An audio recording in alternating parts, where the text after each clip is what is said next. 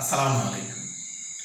সুপ্রিয় শিক্ষার্থীবৃন্দু, অনলাইন ক্লাসের পক্ষ থেকে তোমাদেরকে স্বাগত।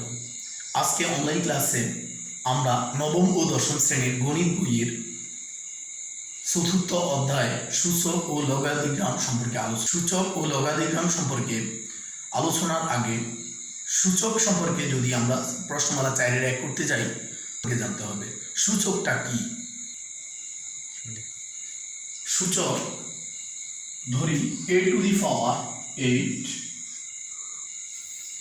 a আর 8, এটা হলো ভিত্তি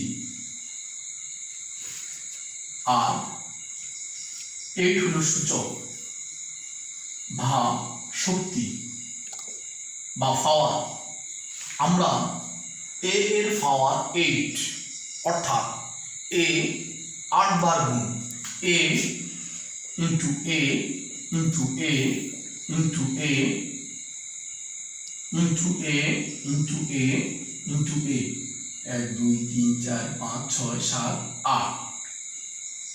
তাহলে আমাদের এখানে 8 বার হলো 1 2 3 4 5 6 7 8 8 বার হলো। তাহলে বোঝা যাচ্ছে পাওয়ার হলো সূচক হলো যে ভিত্তি, ওই ভিত্তির উপরে পাওয়ার যত হবে ওই ভিত্তির ততবার গুণ। আমরা এই প্রশ্নমালা 4-এর 1 করার জন্য সর্বপ্রথম কিছু সূত্র আমাদের লাগবে। এই সূত্রগুলোর মধ্যে সর্বপ্রথম যে সূত্রটা লাগবে a টু দি পাওয়ার 0 সমান 1, a টু দি পাওয়ার, দ্বিতীয়টা লাগবে a টু দি পাওয়ার -1 সমান 1/a, তৃতীয়টা লাগবে a to the power -m সমান 1/a two the power m, চতুর্থটা লাগবে a to the power m whole to the power n সমান a to the power mn, পাঁচ নাম্বারটা হলো a to the power m into a to the power n সমান a to the power m plus n, ছয় number a to the power m divided by a to the power n is equal a to the power m minus n, সাত number হলো ab whole to the power m সমান a to the power m into b to the power m, আট number সূত্র হলো a by b whole to the power m সমান a to the power m by b to the power m, নয় number সূত্র হলো a to the power x সমান a to the power y হলে x is equal y। 10 number সূত্র a to the power x is equal b to the power x হলে a is equal b। এবার আমরা যে সূত্রগুলো বললাম এই সূত্রগুলো শুধু সূত্র লিখলে বা সূত্র সরাসরি মুখস্থ করলেই আমাদের অঙ্ক কষতে পারবো না। আমরা যদি হুবহু সূত্রগুলো লিখি কোনো কন্ডিশন ছাড়া, শর্ত ছাড়া, তাহলে কোনো অঙ্কই আমাদের করা সঠিক হবে না। অর্থাৎ আমরা a টু দি পাওয়ার 0 সমান 1, কোনো কন্ডিশন যদি আমরা এটা না লিখি, এই কন্ডিশনটা যদি না থাকে, এই শর্তটা যদি না থাকে, a টু দি পাওয়ার 0 সমান 1 এই সূত্রটা প্রয়োগ করে আমরা অনেক কিছুই শর্তবিহীনভাবে প্রমাণ করতে পারব। আমরা শর্তের ক্ষেত্রে a টু দি পাওয়ার 0 সমান 1 যদি হয়, শর্ত হবে a is not equal 0 এবং a belongs to r। এখানে a কোনো ক্রমে 0 হতে পারবে না, a বাস্তব সংখ্যার ভিতরে হতে হবে।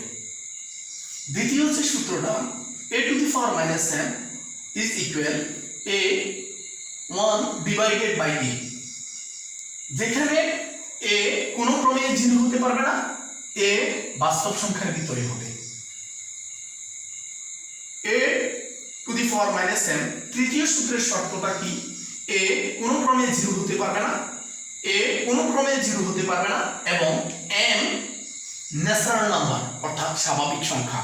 তাহলে আমরা এখান থেকে বুঝতে পারছি এর আগে যে শর্তগুলো ছিল সেটা হলো বাস্তব সংখ্যা, পরের যে এই অঙ্কটা, এই সূত্রটার মধ্যে যে শর্ত সেটা হলো স্বাভাবিক সংখ্যা।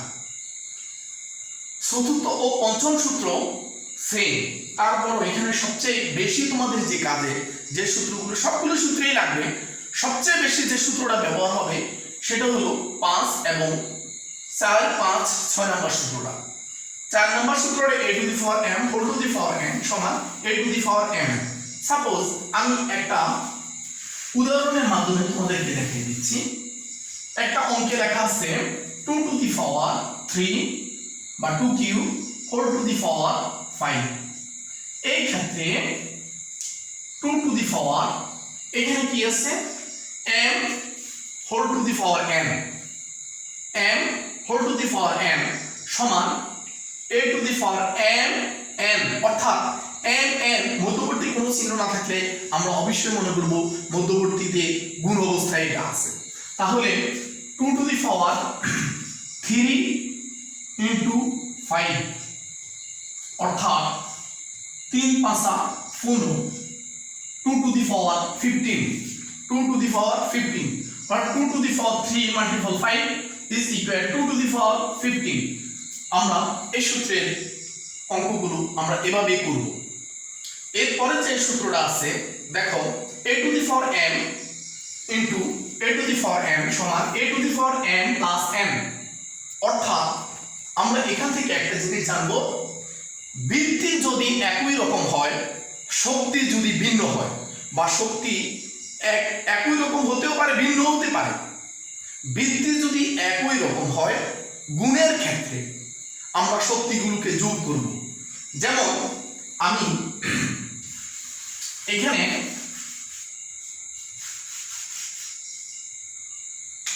Two to the power 5 into 2 to the power 6 এই অংশটা আমি করলাম।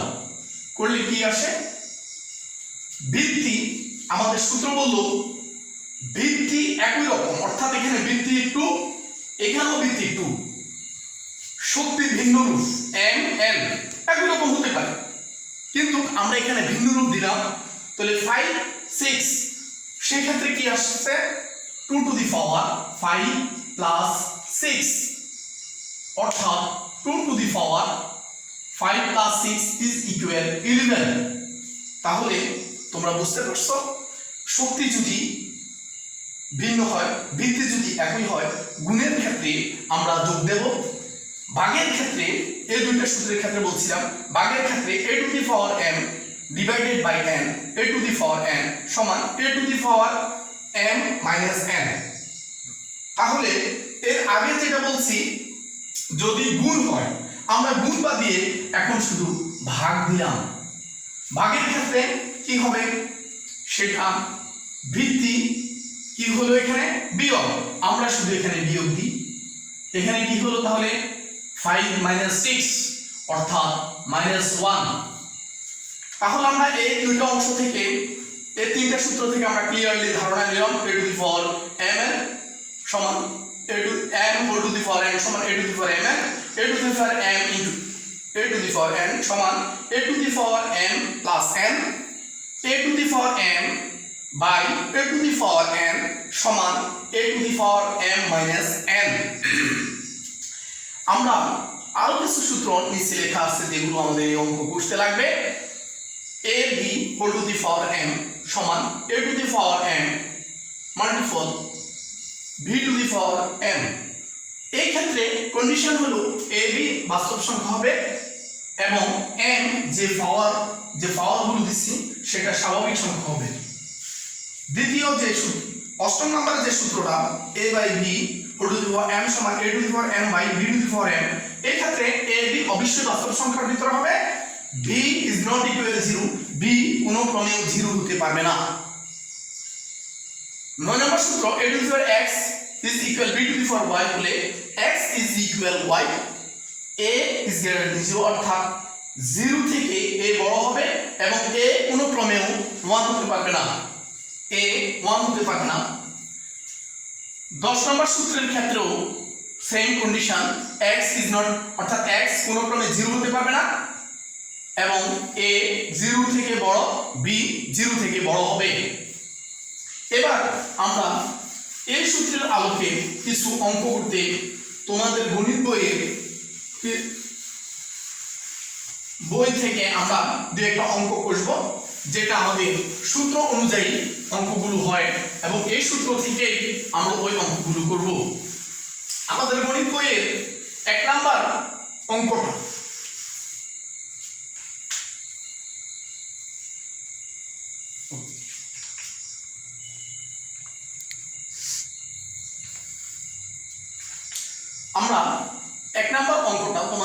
বইয়ে 1 নম্বর অঙ্কটার আজকে আমরা সলিউশন করব। 1 নম্বর অঙ্কটা বলবো 7 cube into 7 to the power -3 divided by 3 into 3 to the power -4। তাহলে আমরা এটাকে সূত্রের মাধ্যমে করব। 7 কিউব ইনটু, আমরা একটা সূত্র শিখছি a to the power -m। সূত্রটা তোমরা অবশ্যই বলতে পারবা, একটু আগেই বললাম। a to the power -m এর সূত্র কি? 1 by a to the power m। তাহলে এখানে বেস 7, এখানে বেস a, আমরা এর জায়গাতে 7 লিখলাম, মাইনাস m এর জায়গাতে 3 লিখলাম। তাহলে এখানে কি লিখলাম? 1 by 7 to the power 7 cube. তাহলে এখানে কি লিখলাম? 1 by 7 cube. 3 into 3 to the power -4। Same একটু আগে যে অঙ্কটা আমরা যে সূত্রটা করলাম সে অনুযায়ী লিখব 1 বাই 3 টু দি পাওয়ার 4। এবার দেখো আমরা 7 কিউব ইনটু 1 বাই 7 কিউব, এই 7 আর এই 7 অর্থাৎ 7 কিউব ডিভাইডেড বাই 7 কিউব, এখানে 3 divided by 3 to the power 4। এটা যদি হয়, এই ক্ষেত্রে আমরা শিখছি বেস বা ভিত্তি যদি একরকম হয়, ভাগের ক্ষেত্রে পাওয়ার শক্তি বিয়োগ হয়। আর বেস বা ভিত্তি যদি একরকম হয়, এই ক্ষেত্রেও তাই। বেস অর্থাৎ বেস একই রকম হলে শক্তি বা সূচক বা পাওয়ার বিয়োগ হবে। সেই ক্ষেত্রে আমরা এখানে করব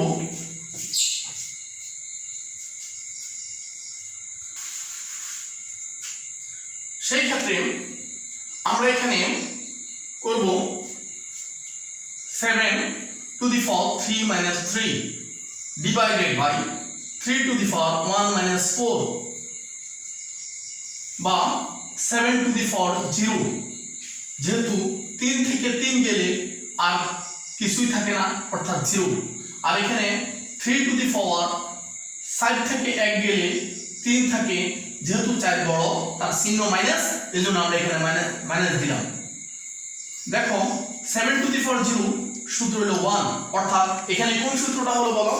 আমরা সর্বপ্রথম যে সূত্রটা লিখছি a টু দি পাওয়ার 0 সমান 1, সেই সূত্র অনুযায়ী আমাদের 7 টু দি পাওয়ার 0 সমান 1 হলো। তাহলে এই ক্ষেত্রে আমরা একটু আগে যে সূত্রটা ব্যবহার করলাম a to the power -m, a to the power -m এর সূত্রটা কি? 1 by a to the power m। এখানে 1 ভাগ যদি গুণ হয়, গুণ দিতে হয়, তাহলে হরকে লবের জায়গায় দিতে হয়, লবকে হরের জায়গায় দিতে হয়। 3 বার গুণ, 3 মাল্টিপল 3 মাল্টিপল 3, 3 3 কা 9, 3 9 27, অর্থাৎ 27। আমাদের কাঙ্ক্ষিত রেজাল্ট এটাই।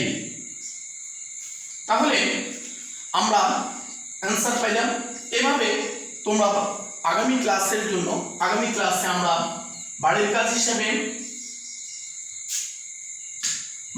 হিসেবে তোমরা বাড়িতে নিজেরা চর্চা করবা। 2 3 4 এই অঙ্কগুলো নিজেরা চর্চা করবা। আর আগামী ক্লাসে আমরা ইনশাআল্লাহ এর পরের অঙ্কগুলো শেষ করে দেব। আল্লাহ হাফেজ। এ পর্যন্ত আজকে।